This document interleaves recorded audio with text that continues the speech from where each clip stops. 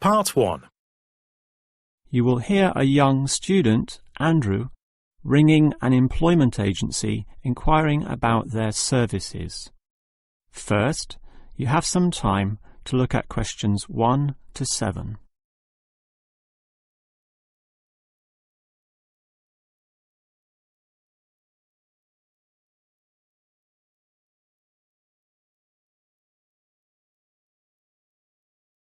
Now listen carefully and answer questions 1 to 7.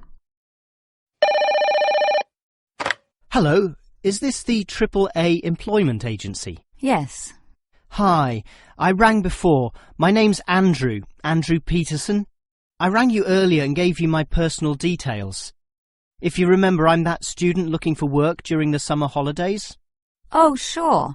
Actually, I have your file right here. But we still need to add some further information. Yeah, that's what they told me, and that's why I'm ringing. What do you need to know? Well, we have to know your main level of education. It's a degree, I suppose. Yes, but I'm still doing it in engineering. It's quite interesting.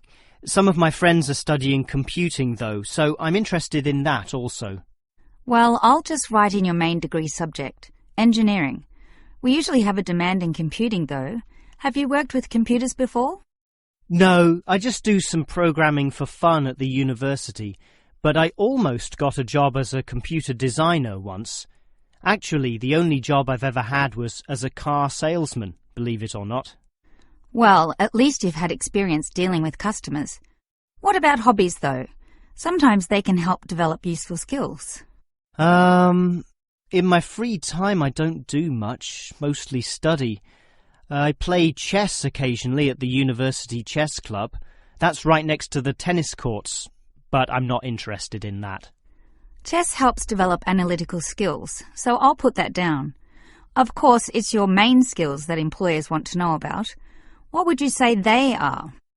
Well, I'm in my 3rd year now, studying electrical machines and generating systems, but I'd say electronics is my best skill. Much better than, say, my machine skills, which aren't so good, actually. OK. Machine skills are in demand, but so too are electronic ones. So we might be able to find you a part-time job in that field. But what sort of money do you expect to get? Oh, anything, really. I'd want the standard payment, let's say. What's normal? 1,000 a month? 1,500? I'll just put $1,200, OK? That's fine by me. When can you start? Say, within 2 days? Easily. Actually, less. In fact, just give me a ring and I'll be able to start immediately. Although I admit it'll take me a few days to get used to getting up early in the morning. OK, that's just about it. Unless you'd like to add anything else which may help with your application?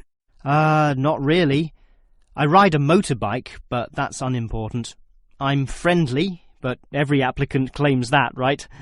I can speak another language. Ah, that might be useful, depending on the language. Is it Chinese? A Chinese speaker would go down well. Spanish, I'm afraid. You see, I grew up with some friends who came from South America. OK, I'll write that down, but I don't think it will help that much, sorry to say. Before you hear the rest of the conversation, you have some time to look at questions 8 to 10.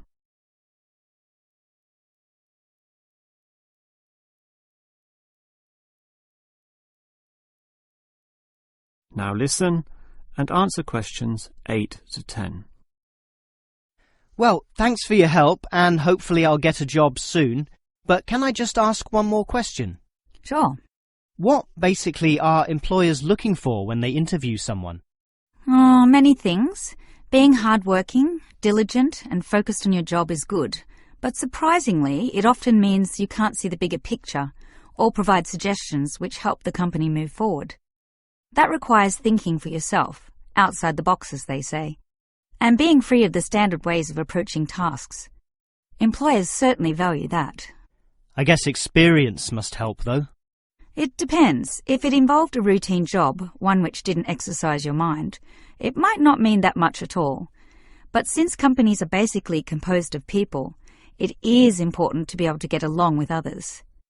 There's no point in hiring someone whom the other employees don't like, right? That just causes problems. In fact, I would say that being friendly and approachable ranks far more highly than your academic qualifications. OK, and that's all assessed at the interview, right? Yes, and your qualifications, experience, and approach to the job, such as whether you can do different things, work overtime, or do long hours, is needed. But those latter qualities are pretty much standard. What may be more important is based on the fact that things inevitably go wrong. Mistakes are made and someone's got to fix them in a way that creates the least disturbance. People with demonstrated abilities to do this are certainly regarded highly. I see. That's very interesting. That is the end of part 1. You will now have half a minute to check your answers.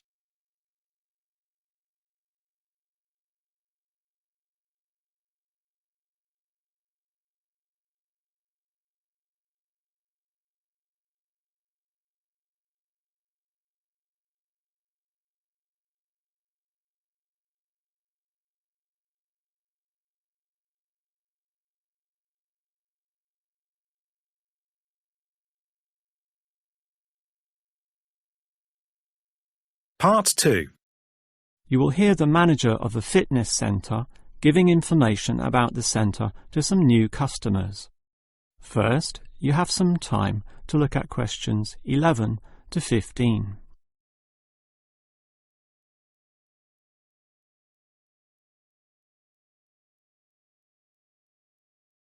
Now listen carefully and answer questions 11 to 15.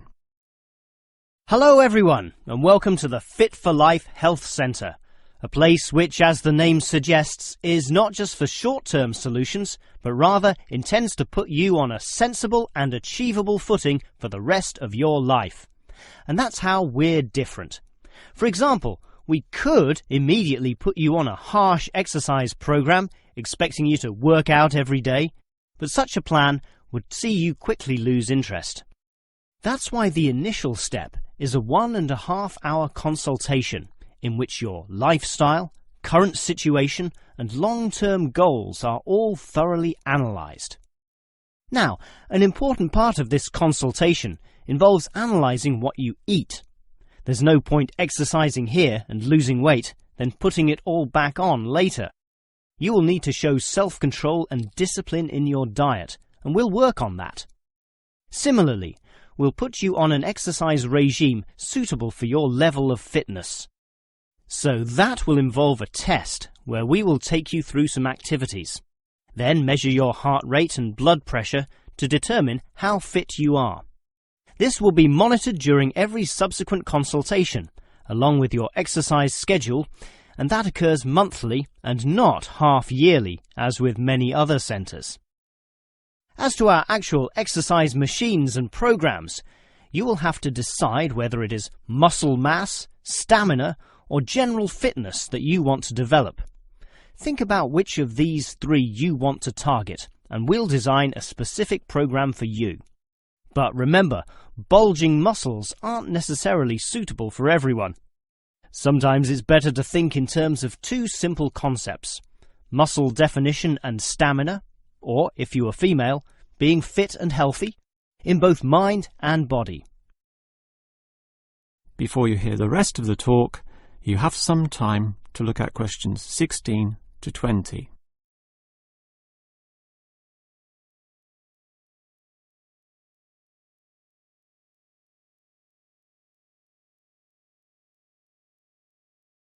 Now listen and answer questions 16 to 20. Now, if you're going to work out at this gym, you'll need to think about your reasons for exercising. So let's consider that in more detail. Muscle mass is certainly popular with the guys, probably seeking to impress the girls. And with muscles comes the confidence to do that, right? Well, for that, you'll need our high-stress weight units, where pumping iron is all the rage. Moving on to other benefits, one of the main ones is beating the tension of life, right?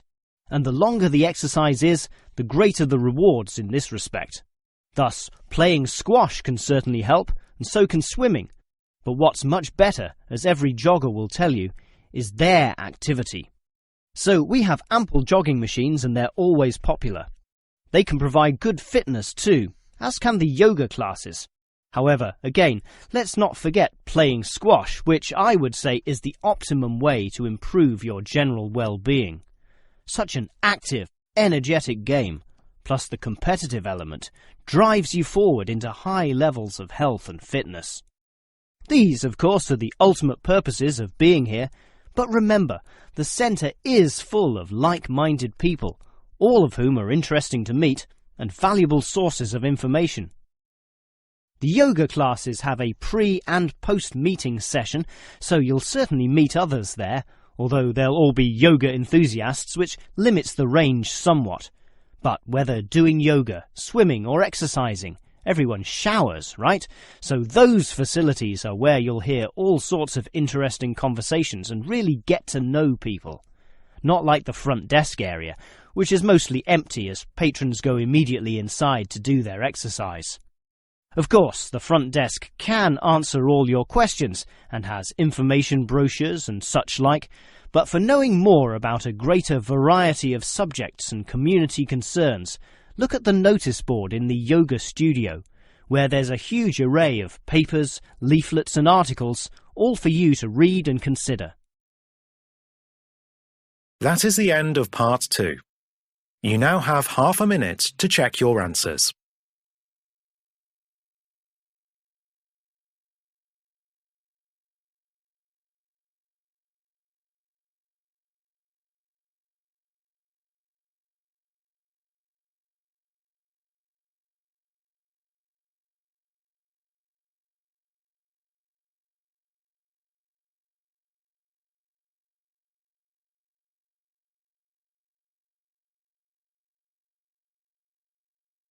Part 3.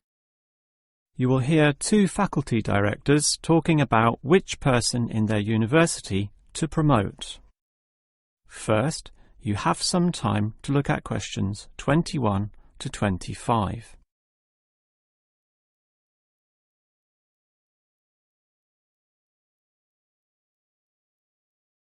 Now listen carefully and answer questions 21 to 25. OK, we've got to decide who to promote to leading education officer. Someone from the arts faculty, I suppose. Well, it can be from any faculty, since the position requires more general skills. Handling personnel, settling disputes and motivating them to focus on the task. It was the last position which involved computer knowledge, not this one. Surely computer knowledge would help. So too would knowledge in the arts. Sure, it would help, but the key criterion is being able to direct the staff appropriately. So it doesn't matter then from which faculty we select our candidates? Not really, but I've already looked at those from computing and rejected them all. Why? They're all too new, lacking in sufficient experience, whereas these ones from the business faculty are long-timers, so we'll take someone from there. I suppose you're right. The arts faculty doesn't present much in the way of suitable candidates either. But we'll still have to train the person, teach the ropes, as they say, and he or she will have to expect to do overtime as needed. Of course, it can get so busy that if we were open on the weekend, they'd have to work then as well. Just as well we're a Monday to Friday university, right? Right. But are you sure these people will actually want the job? The salary isn't such an improvement on their current ones. I know, but there are benefits. You get overtime rates, a nice place to put your car, as well as additional petrol money if you drive for company purposes, which they'll probably be required to do. But those benefits are quite limited, especially given all the work and responsibility involved. People often don't like that. They prefer the creative freedom of less senior teaching positions. Yeah, I know. But these candidates should realise that if they do this job well, there'll be more promotions down the line. You know how everyone likes having their own office, right? Sure. Well, that would come after a few years, if they're prepared to work hard and grow with the university. Yes, that should attract these people. Before you hear the rest of the conversation, you have some time to look at questions 26 to 30.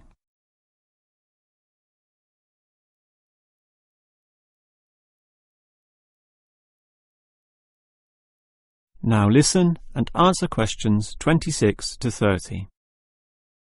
Well, that's enough talk about the job. What about the actual candidates? How many do we have? I've narrowed it down to 4. Just using their first names, that's Stephen, Abdul, Lek and Oscar. As you said, there's quite a bit of experience between them, about 34 years in all. What's the exact breakdown of figures? Abdul and Stephen both have 7 years. Lek has 1 more, and Oscar is the most experienced at 12. But who's the most qualified? Stephen and Abdul have an MBA. Oh, sorry, Abdul's got something called a MBP, some foreign thing which translates as Master of Business Practice. I'm not sure what that is, but does he do the job well? Very well, apparently. Better than Lek and Oscar, who hold a degree and some certificates respectively. But we have to think about any drawbacks. You know, possible issues with any of them.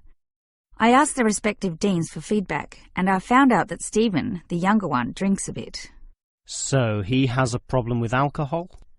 No, he never drinks to excess, but at the bar he's often expressed his intention of moving on, of teaching abroad. Ah, he's not stable.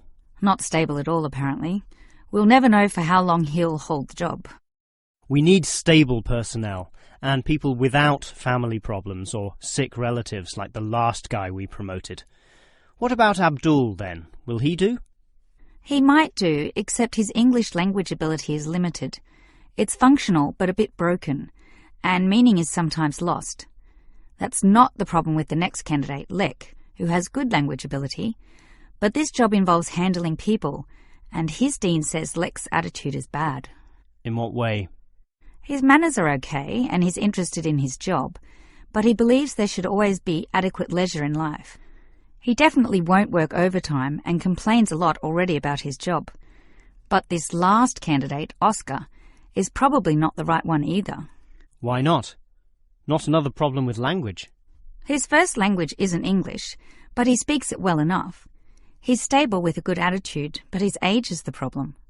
Age is not a problem. That would be ageism, and I don't believe in that. But with his age comes health problems as well, and serious ones at that. Oh, that might be an issue then. That is the end of part 3. You now have half a minute to check your answers.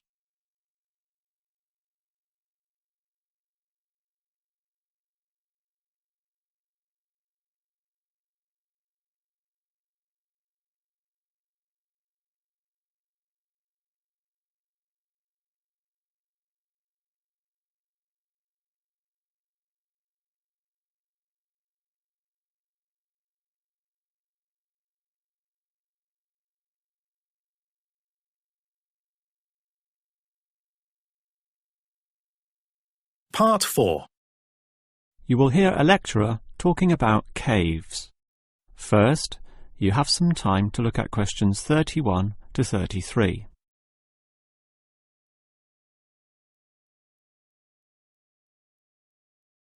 Now listen carefully and answer questions 31 to 33.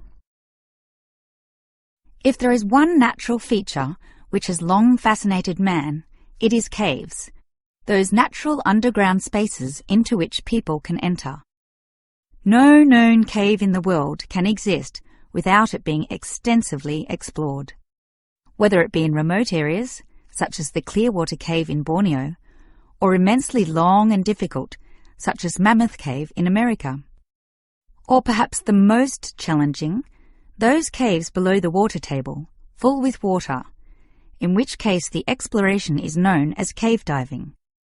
Whatever the case, if the caves are known, as complex and difficult as they usually are, they will be explored. The formal name for the study of caves is speleology, and involves many disciplines such as chemistry, geology, biology, and cartography, or the science of making accurate maps, since the largest caves can be hundreds of kilometers long and highly complicated. If the exploration is just for fun, the activity is known as caving. But with the difficulties and dangers involved, the average caver is often involved with one of these speleological sciences. As for the number of caves in the world, research suggests that only a fraction have been found and documented, mostly in the areas in which caving has long been a popular activity, such as in America, France, or Australia. China, for example, has huge areas of limestone bedrock, prime material for cave formation, and logically must contain among the largest number of caves in the world. Yet only few are documented due to the lack of interest in caving there. Thus, as exploration continues, new caves will be discovered, and it is likely that the numbers could radically change in the future. Before you hear the rest of the lecture, you have some time to look at questions 34 to 40.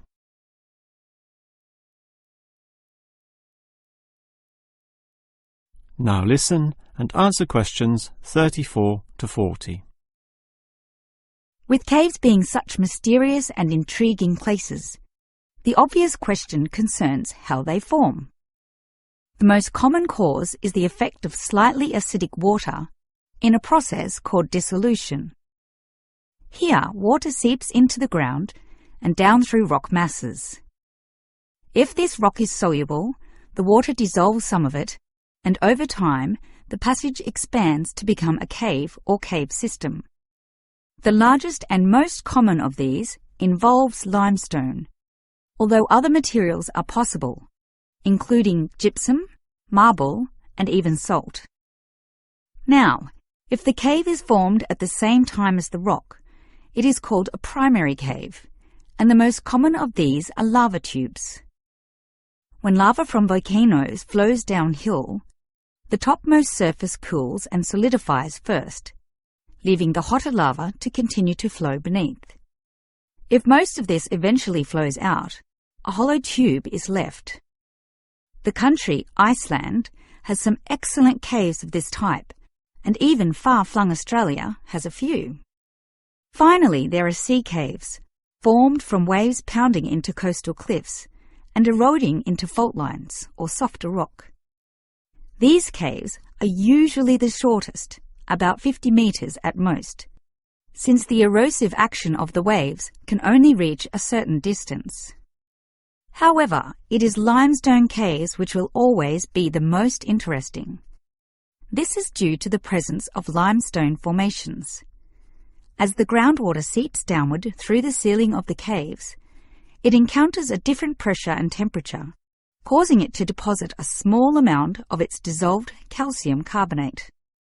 Over time, through the action of millions of drops, this deposition process results in ever-growing masses, known as stalactites, if hanging from the ceiling, or stalagmites, if growing from the floor. Alternatively, the water may flow over a large surface of rock, forming flowstone, and with other sorts of processes, can result in beautiful milky white formations of astonishing complexity. One of the best examples of this, as well as of what surprising discoveries may yet await, is the Lechu Gila Cave in New Mexico. In the 1950s, some cavers heard the sound of wind underneath some large boulders on the cave floor, a clear sign of a deeper passageway. It took until 1984 for a group of cavers to gain permission to start digging, and 2 years later, in 1986, they broke through into a walkable passageway, unlocking one of the longest cave systems in the world, the deepest in America, and some of the most beautiful formations ever found.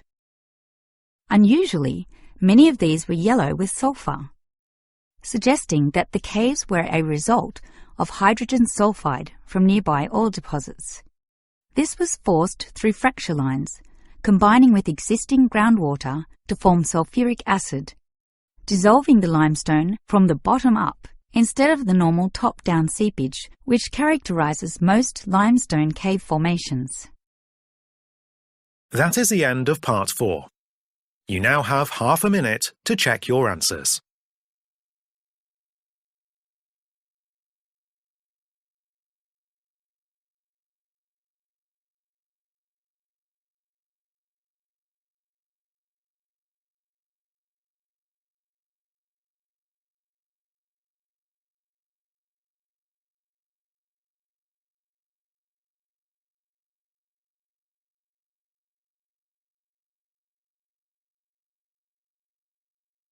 That is the end of the listening test. You now have 10 minutes to transfer your answers to the listening answer sheet.